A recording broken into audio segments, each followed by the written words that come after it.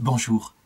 Le 15 août 1985, le Saint-Père Jean-Paul II, en se rendant à Kinshasa, au Congo, a déclaré que la Sainte Vierge Annuarite faisait partie avec Sainte Agnès, Sainte Cécile, Sainte Anastasie du cortège des Saintes Vierges qui étaient mortes martyrs pour la défense de la pureté.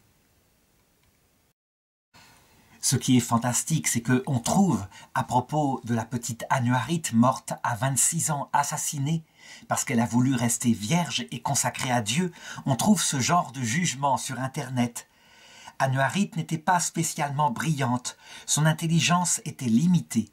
Eh bien, comme je vais le montrer dans cette vidéo, Dieu a voulu manifestement se servir de sa faiblesse, qui est supposée, qui n'est certainement pas vraie, pour en faire, en tout cas, la plus belle et la plus grande parabole théologique de ce siècle, quasiment, avec des données que je vais indiquer lors de son martyre qui sont de l'ordre de la plus haute théologie et qui sont pour nous, occidentaux, une vraie leçon.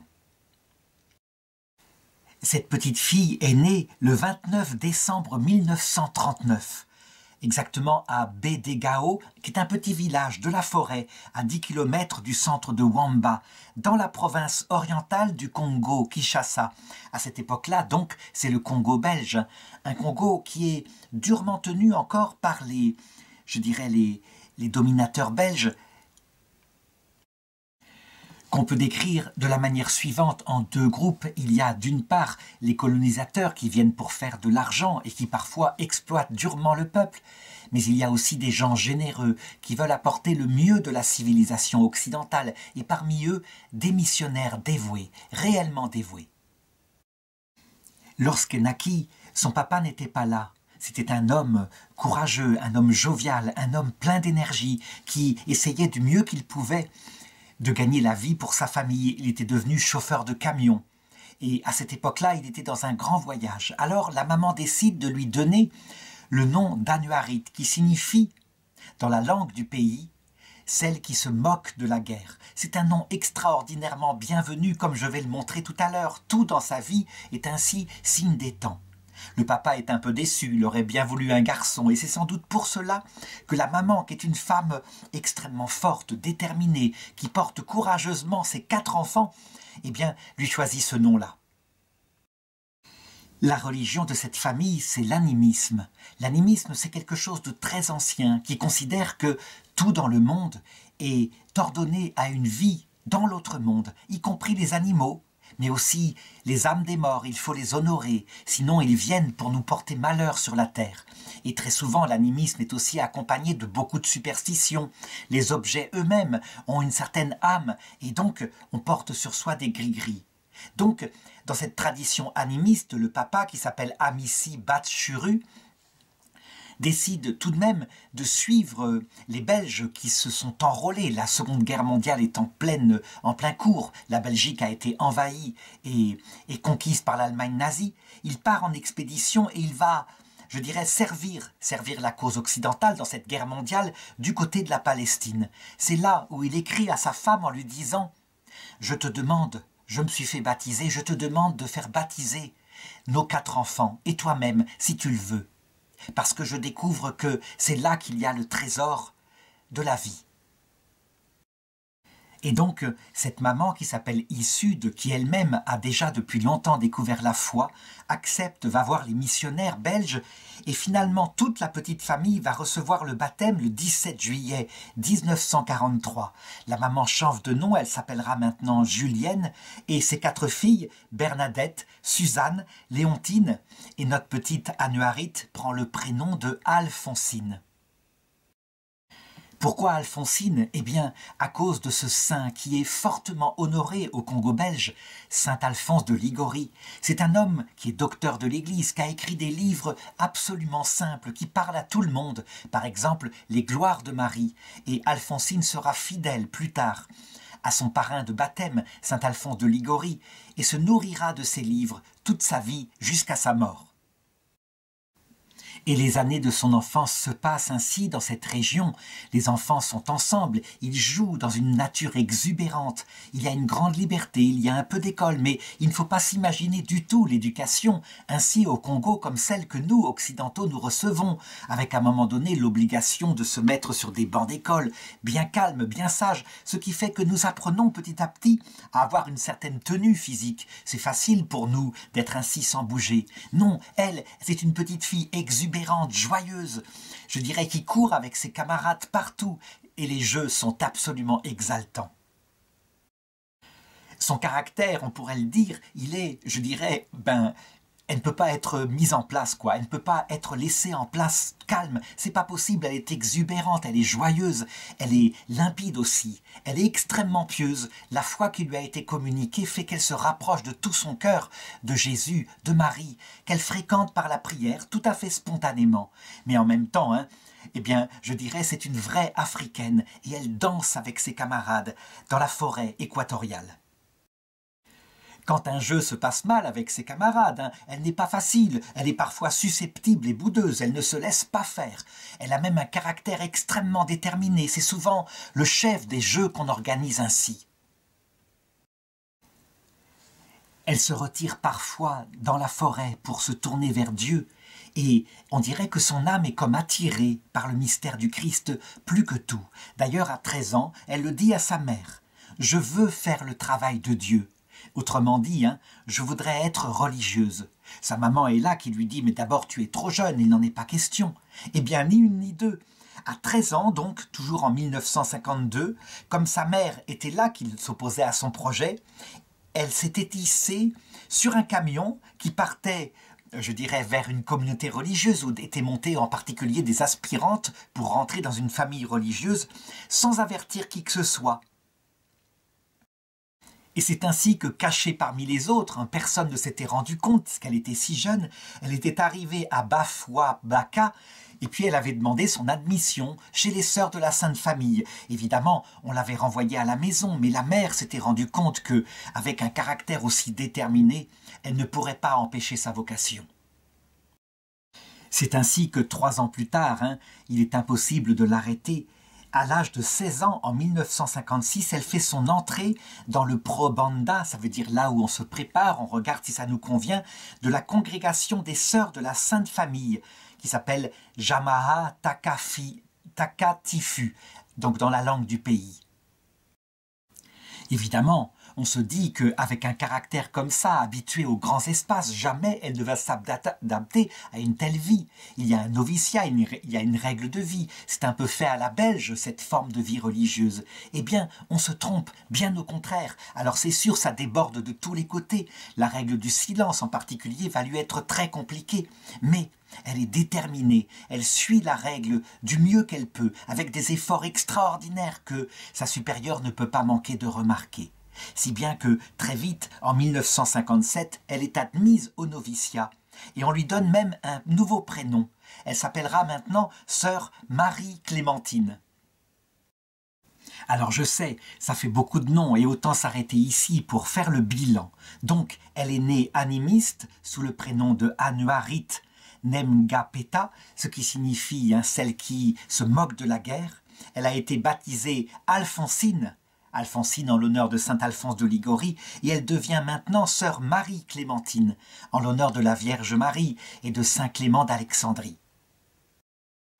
Le nom que Jean-Paul II veut lui garder et sous lequel elle a été béatifiée, c'est son nom animiste, Anuarit, celle qui n'a pas peur, qui se moque de la guerre, véritablement. Et il me faut raconter la suite. Je l'ai dit, elle a un caractère bouillant, exubérant, parfaitement joyeux, limpide. Je dirais c'est un pinson dans cette communauté d'oiseaux silencieux, de petits moineaux.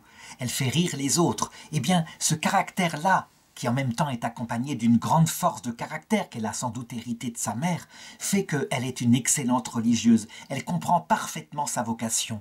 Par exemple, on trouve dans ses notes qui seront regardées avec précision pour son procès en béatification, c'est normal, on veut voir si elle n'a pas écrit de bêtises. On trouve la précision suivante. Pourquoi suis-je venu ici? Pour suivre qui? Mes supérieurs? Mes sœurs? Les enfants? parce qu'on la charge de catéchisme très vite, pour suivre les hommes? Pas du tout. Je ne suis venu que pour un seul bien-aimé, Jésus. Ô Jésus, donne-moi la grâce de mourir ici même, plutôt que de te quitter pour retourner dans ce monde mauvais. Toi, tu ne peux me quitter, à moins que moi-même, je ne commence à te quitter. On le voit, porté par l'Esprit Saint, des choses que les grands théologiens thomistes ne diraient pas. Eux diraient facilement, le Christ peut nous quitter, lorsque, par exemple, nous ne sommes pas dignes de lui. Elle le sait bien, l'amour de Jésus est inconditionnel, mais quant à elle, est-ce qu'elle sera sauvée? Ça dépend de sa fidélité. À sa mère qui cherche à la faire revenir à la maison, elle répond « Maman, je ne me suis pas consacrée à Dieu par plaisanterie. Je me suis consacré à Dieu sérieusement. Celui qui met la main à la charrue et regarde en arrière n'est pas digne du royaume des cieux. Il faut se détacher de son peuple, de son clan, de sa tribu. » Alors on pourrait encore une fois se tromper sur elle lorsqu'on la voit ainsi, avec cette difficulté à rester calme et en silence. Mais il n'en est rien. Et la preuve, c'est qu'on lit dans son carnet ce que le Seigneur va faire au point de vue spirituel pour la faire avancer. Avec une jeune fille comme ça, on pourrait se dire, il doit la combler de grâces sensibles pour se l'attacher. Et puis, s'il retire ses grâces sensibles, peut-être qu'elle ne restera pas. On se trompe, c'est une femme d'une force absolue de caractère. Par rapport à l'oraison du cœur, elle écrit « L'heure de la méditation, c'est le temps du repos et de l'entretien avec mon Seigneur. Tout comme deux fiancés bavardent ensemble sans songer à l'effort et à la fatigue. » Donc la comparaison qu'elle fait là est digne de la plus haute théologie mystique. Et ensuite elle continue. Même si ton cœur est aride, supplie quand même.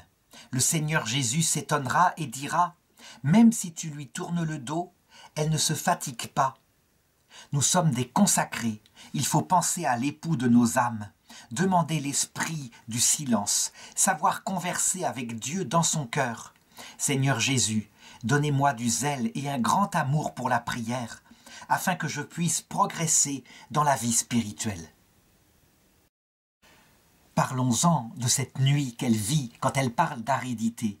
Eh bien, c'est ce qu'on appelle la nuit des sens en théologie mystique. C'est une chose qui a été développée en particulier par saint Jean de la Croix, le docteur de l'Église. En fait, le Seigneur, peu à peu, il se retire de notre sensibilité pour que nous l'aimions pour lui-même et non pas pour les plaisirs qu'il donne. C'est un peu ce qui est raconté dans le Cantique des Cantiques quand il est dit à propos de la jeune épousée au chapitre 3, verset 1. « Sur ma couche, la nuit, j'ai cherché celui que mon cœur aime. Je l'ai cherché, mais je ne l'ai pas trouvé. Je vais donc me lever, je vais parcourir la ville, dans les rues, sur les places, et je chercherai celui que mon cœur aime. Je l'ai cherché, mais je ne l'ai pas trouvé. » Mais elle reste fidèle, simplement fidèle. Peut-être a-t-elle appris ça de sa mère, qui était courageuse à les élever toutes les quatre, alors que le papa était absent. Peut-être, mais en tout cas, elle fait des pas de géant dans la prière, et elle est véritablement épouse du Seigneur, très jeune. On peut dire qu'elle suit ce que dit par exemple saint Jean Chrysostome. « Rien ne vaut la prière. Elle rend possible ce qui est impossible. Elle rend facile ce qui est difficile. Il est impossible que l'homme puisse prier et en même temps rester longtemps dans le péché grave. » L'autre support qui est conjoint à la prière, pour sœur Anouarit, ça va être les sacrements. Elle l'écrit dans son carnet. Jésus jette les yeux sur le pécheur. Il le pénètre intimement, afin qu'il se convertisse. Si tu avoues un grand péché, ne pense pas que tu seras méprisé. Mais le prêtre aura du respect pour toi à cause de ta simplicité. Celui qui confesse ses péchés sans honte, même s'ils sont grands, est un héros. Souvent, lorsqu'on entend les apparitions de la Vierge, partout où elle apparaît, elle utilise souvent deux mots. Prière, sacrifice. Pourquoi? Parce que la prière, c'est un peu la nourriture de l'âme, mais quand le Seigneur se retire, il faut rester fidèle, et c'est là que le sacrifice arrive, rester fidèle au-delà du plaisir. Eh bien, elle le comprend spontanément, et elle le dit. Manger des choses amères. Le Seigneur Jésus, quand il m'a appelé, m'a demandé le sacrifice des choses de ce monde, de l'amour humain, de ma personne elle-même. Eh bien, je les lui donne. Évidemment, il faut imaginer que lorsqu'elle est comme ça pendant les heures d'oraison ou à la messe, et qu'elle n'a plus les consolations intimes, son imagination vivante doit partir dans les forêts, partout, elle ne doit pas rester stable. Alors elle a trouvé un truc formidable que lui ont donné son père spirituel et sa maîtresse des novices, le rosaire. Le rosaire, c'est la prière des petits. Ça veut dire que, en méditant sur la vie de Jésus, en disant et en répétant de tout son cœur des « Je vous salue Marie », l'imagination se trouve centrée sur quelque chose qu'on peut se représenter. Et puis l'affection, parce qu'on vit avec Jésus et Marie de leur vie quand ils étaient sur terre. Et puis aussi l'intelligence, parce qu'on peut comprendre ce qu'ils veulent enseigner. Et donc, elle aime beaucoup dire le rosaire. On peut dire que ces oraisons, je ne sais pas si c'est un conseil que donneraient les carmélites, mais ces oraisons consistent à dire le rosaire. Et puis elle le dit sans arrêt, lorsqu'elle est au travail, à la lingerie, à la cuisine, à la sacristie, ou dans la surveillance des élèves, parce qu'on les lui donne à surveiller. Ces élèves qui bougent dans tous les sens, comme ça se passe souvent dans ces pays-là.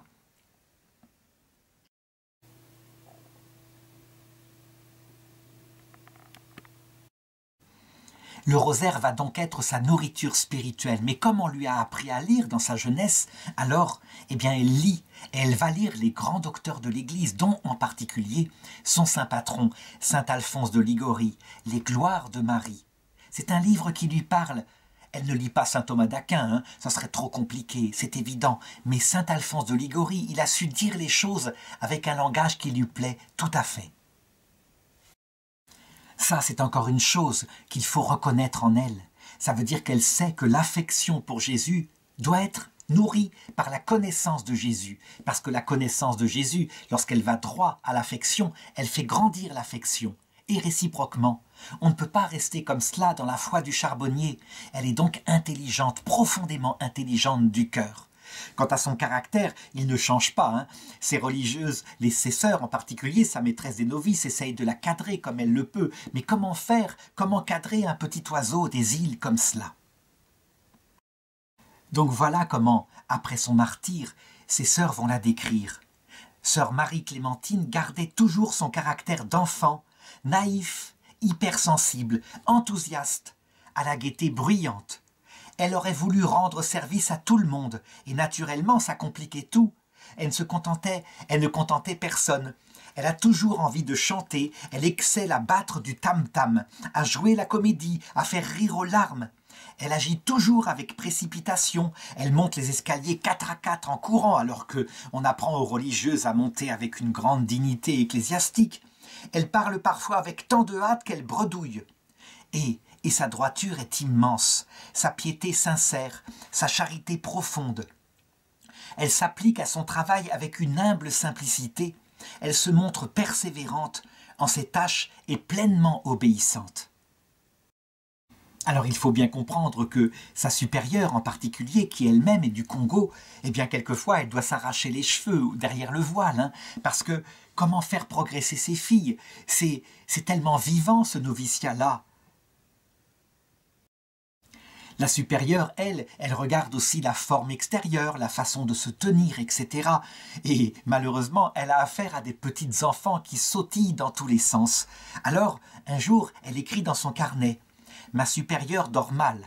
Et sans doute que ça vient en partie d'elle, car elle pense à ce qu'elle doit faire pour que ses filles puissent progresser. Mon devoir est de l'aider en obéissant à ses ordres. Si les supérieurs te font des reproches ou t'humilient, tu cherches à te défendre, ce qui veut dire tu n'as pas encore l'humilité. Si nous voulons obéir par amour de Dieu, il faut que notre obéissance se fasse dans un esprit de foi. Il faut encore se pencher sur cet écrit-là, qui, je le dis, est un sommet de la vie mystique. Souvent, on fait des tas de théories sur l'obéissance, quelque chose de grand, le sommet de la vie chrétienne. Non, en fait, c'est simplement la manière de renoncer à sa volonté propre. Et donc, quand des ordres tombent comme ça, qui sont parfois bêtes, Et qui sait, celui qui a été religieux, à quel point parfois les ordres des supérieurs sont moins intelligents que ce que nous donnerions. Mais le but n'est pas là. Le but est de renoncer à sa vanité.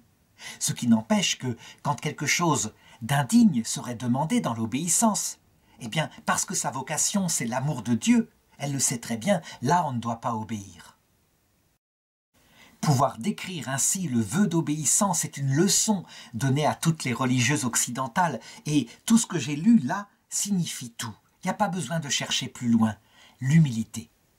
Alors en ce qui concerne le vœu de virginité, le vœu de chasteté qui demandait aux religieuses, elle y tient avec véritablement une grande force, et pas seulement la virginité au sens spirituel, hein.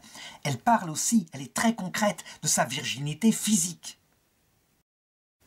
Par exemple, un jour, eh bien, elles sont allées se promener avec des novices et elles reviennent d'une randonnée apostolique. Il a fallu faire un peu de catéchisme à droite à gauche, et un jeune homme qui passe sur le chemin est là et il leur fait des propositions salaces, explicitement sexuelles. Alors, sœur Anouarite, qui n'a absolument pas peur, eh bien, reprend aussitôt l'importun en lui disant « Pourquoi avoir dit ça? Et pourquoi est-ce que tu veux faire du mal à mes sœurs? Va-t'en! Tu te comportes comme un homme sans esprit, et nous te pardonnons, mais va-t'en. »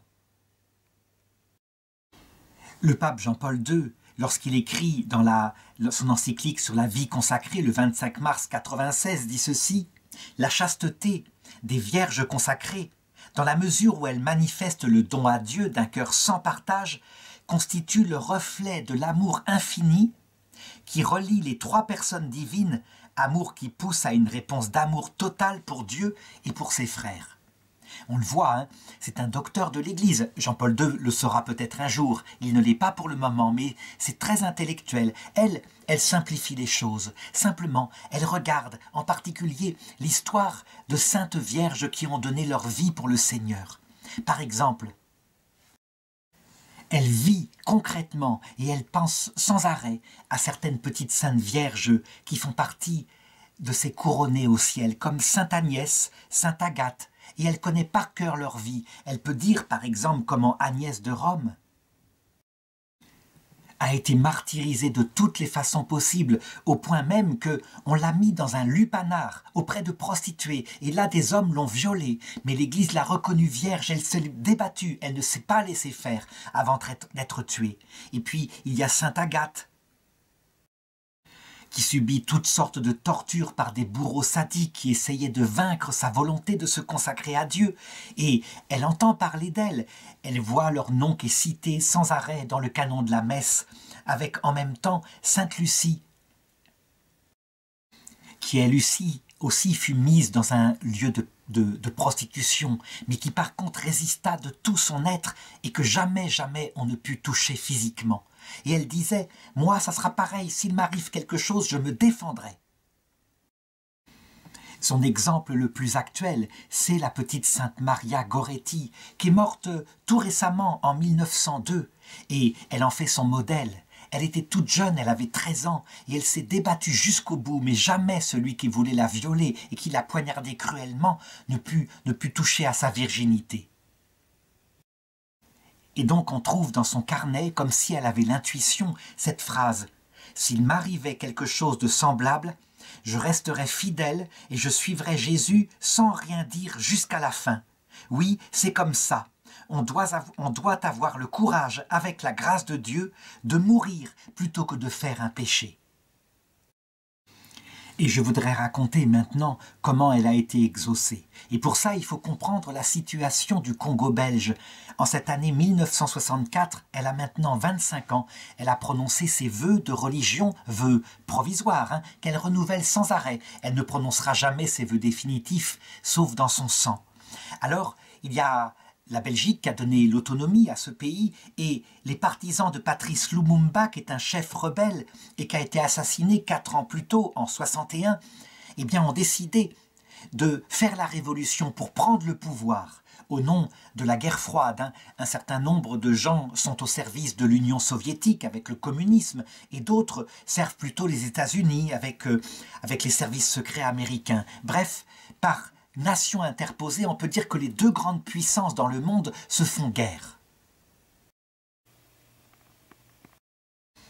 Le chef des rebelles s'appelle le général Olenga et il s'est attaché des jeunes, des adolescents, quelquefois de 13 à 15 ans, qui prennent les armes parce que eux, on peut dire qu'ils sont extrêmement dangereux, ils n'ont pas peur de la mort. Quelquefois même, on les voit dans les photos, ils sont là, ils se revêtent d'uniformes, ils se prennent en photo dans Kinshasa, la ville qu'ils ont parfois conquise, et on peut dire ils crânent, ils n'ont rien dans la tête, mais c'est comme ça que ça fonctionne.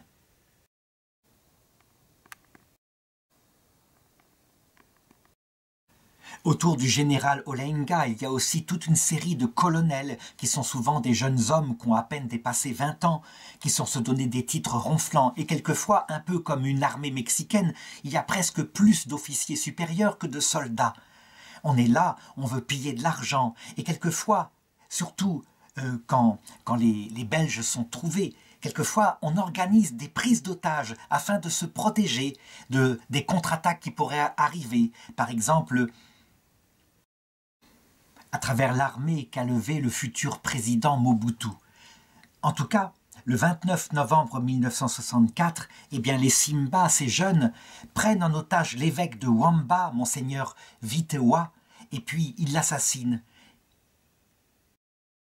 De même, tous les prêtres belges qu'ils ont pu trouver, ils les ont tués, si bien que la Belgique eh bien, prépare avec des parachutistes une contre-attaque pour protéger ne serait-ce que les ressortissants qui sont ainsi dans le pays et qui sont véritablement en danger de mort. Voici une photo des parachutistes belges qui s'apprêtent à venir les aider. Ils montent dans un avion. On peut le dire, donc les rebelles sont en fin de course, leur rébellion ne durera pas longtemps. Toujours est-il que 3 jours plus tard, le 29 novembre 1964, à midi, voici que les Simba, qui ont tué l'évêque, je l'ai dit, arrivent au couvent des Sœurs de la Sainte Famille et s'emparent des religieuses. Il y a 18 professes, 9 novices et 7 postulantes. Quand ces jeunes qui sont armés de Kalachnikov sont arrivés, plusieurs religieuses ont eu peur et se sont enfuies dans la brousse. Et là, elles ont rencontré leur mère supérieure, mère Cassima, qui rend le calme à tout le monde et qui dit « Il ne vous arrivera rien » et qui ramène tout le monde à la maison. Arrivé sur place, le commandant des Simba essaye de rassurer tout le monde et leur dit « Non, nous voulons vous emmener pour vous mettre en sécurité à Wamba ». Évidemment, c'est très inquiétant puisque c'est là où justement les prêtres ont été assassinés. Toujours est-il qu'on leur dit de faire leur bagage, de prendre quelques objets. Et sœur Anouarit prend, en ce qui le concerne, son petit carnet qu'on retrouvera où elle a mis toutes ses notes et aussi une statuette de la Sainte Vierge qu'on lui a donnée 3 mois auparavant. Elles sont donc chargées sur un camion, elles sont 34 religieuses. Et là, eh bien, elles prient. Encouragée par sœur Anouarit, elle prie le rosaire, tandis que les rebelles chantent des chansons équivoques, se moquent d'elle, font des clins d'œil, etc. Après quelques jours de voyage, elles arrivent finalement le 30 novembre 1964 à 18 h, là où on doit les garder sous surveillance. Et immédiatement, le chef des rebelles, le colonel Ngalo, remarque cette religieuse assez jeune et assez belle, sœur Anouarit, et il décide qu'il peut la prendre pour femme. Il lui dit même, c'est merveilleux, vous serez femme d'un grand chef parmi les rebelles Simba, vous aurez un rang, ce sera quelque chose de formidable. Mais elle, évidemment, elle lui répond, vous savez, je suis déjà fiancée à Jésus et je dois me garder entièrement pour lui. Ça le met dans une grande colère, comment peut-on ainsi lui résister ? Il faut comprendre que ces hommes sont animistes et que les femmes ont très peu de place. Elles doivent un peu l'obéissance à leur maître et seigneur. Et puis, c'est comme ça, il y a une facilité sexuelle dans ces milieux-là. Non, elles résistent. Un peu plus tard, c'est un autre colonel, le colonel Olombe, qui la remarque pour sa grande beauté. Mais enfin, puisque son camarade a mis son dévolu sur elle, eh bien, il met son dévolu sur une autre religieuse, la sœur Bokuma. Évidemment, la mère supérieure, mère Cassima, qui est là, s'interpose et proteste en disant « Mais ce sont des religieuses, vous allez faire quelque chose de mal ». Aussitôt, on la gifle, on la fait taire.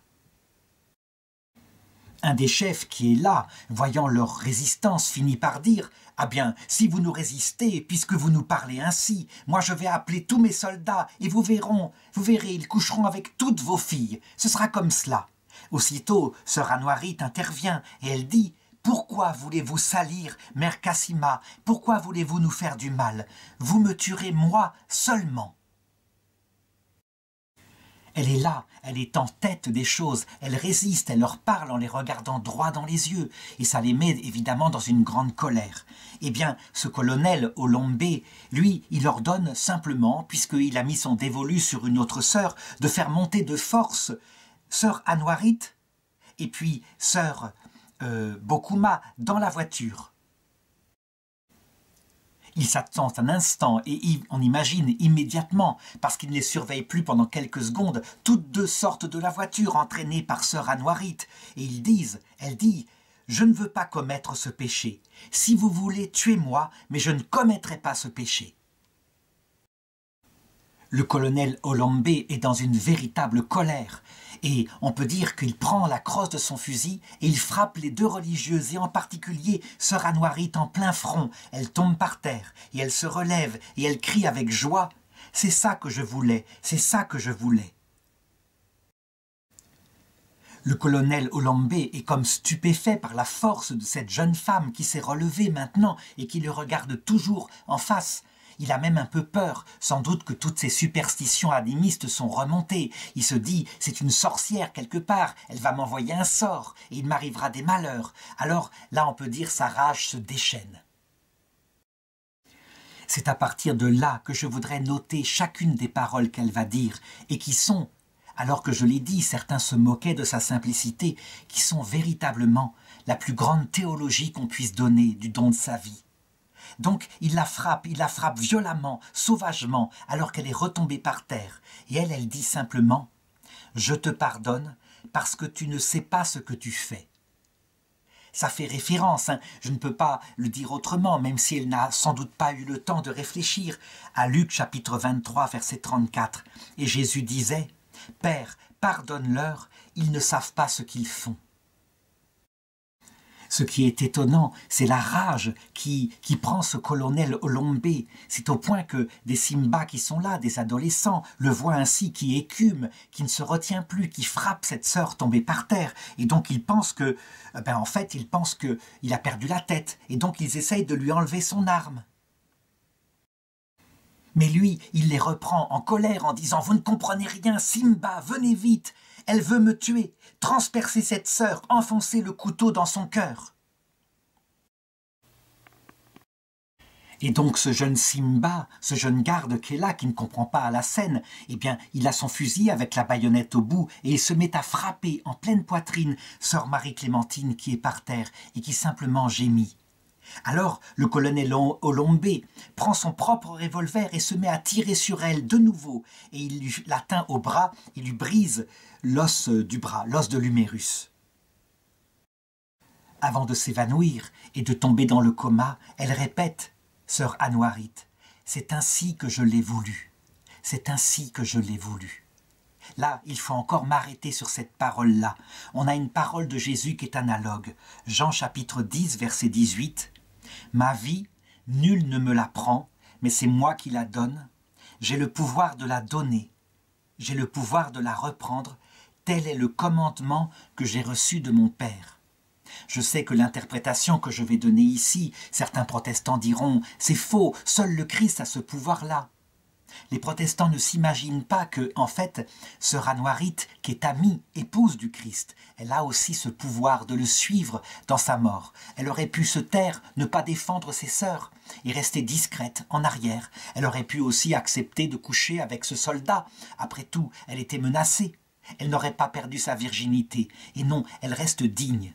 Donc elle donne sa vie. Et non seulement elle la donne, mais aucune autre vie ne sera prise ce jour-là.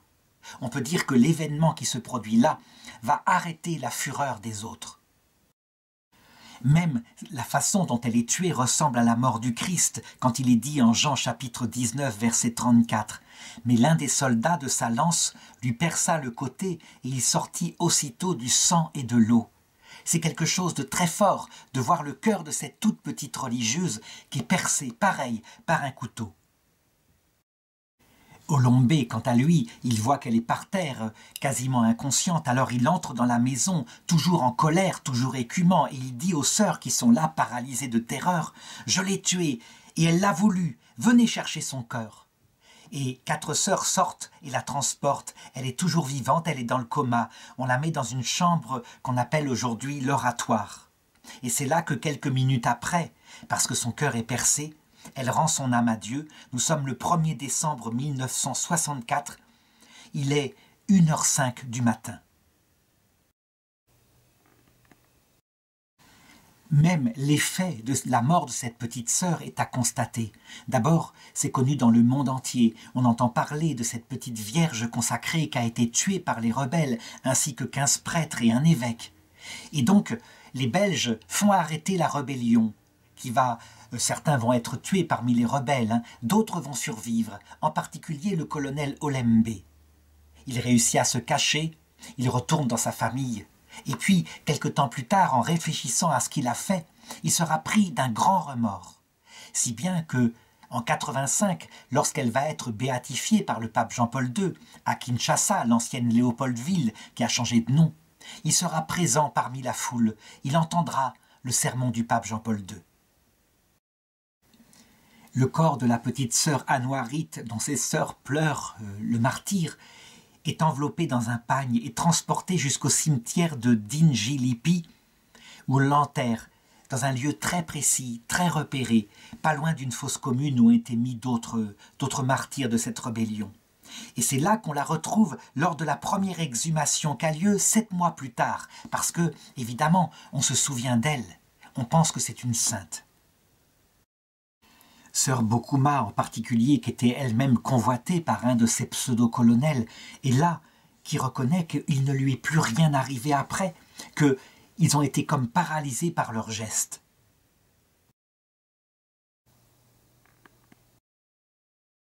Donc, tout autour, on se dit qu'on a affaire à quelqu'un qui est mort martyr pour le Christ, et une dévotion commence à se réunir autour du cimetière, où on a enterré, avec cette fois les soins qui sont nécessaires, on a enterré sa dépouille.